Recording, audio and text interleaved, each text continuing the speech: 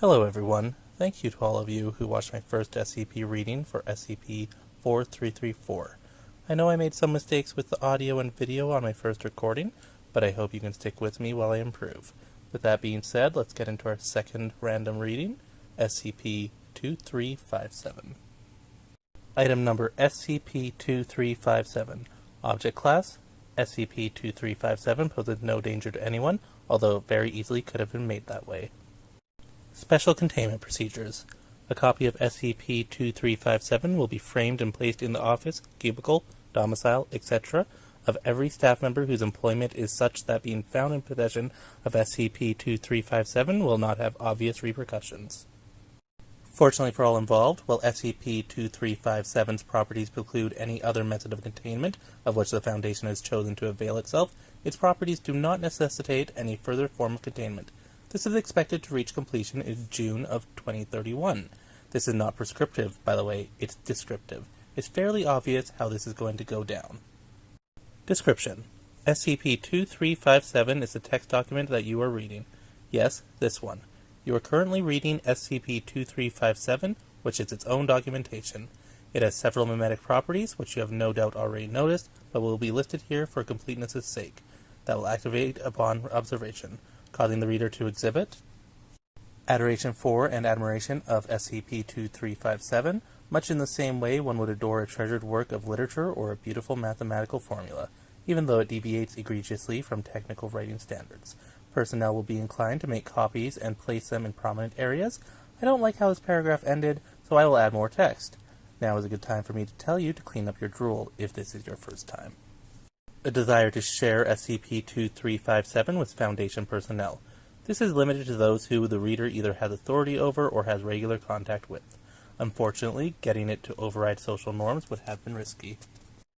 Disinclination to create additional documentation surrounding SCP-2357, edit the original documentation, which again is SCP-2357 itself, or create any derivatives of SCP-2357. Thus, SCP-2357 is the solitary source of information on SCP-2357. SCP-2357's memetic properties can only be conveyed properly to an individual with an understanding of the standard format for an SCP summary report, as well as a basic understanding of the Foundation's stated purpose and known methods. The net effect will be SCP-2357's propagation through all Foundation communication channels until a copy is available to almost every staff member, as each individual considers it worthy of keeping and sharing. Addendum. A word from the author. Hello, my name is Dr. Vanessa Graff. If that name already means something to you, you can probably already guess what this is all about. Consider this a retroactive letter of resignation.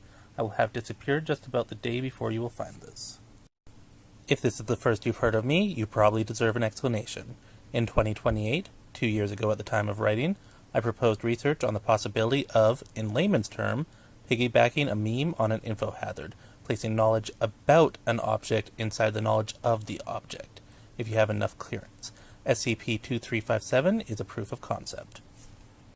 The knowledge of its existence, primed with almost any part of the text, delivers several memes directly to the brain, which prompt the reader to finish the document and receive the remainder of the information within it.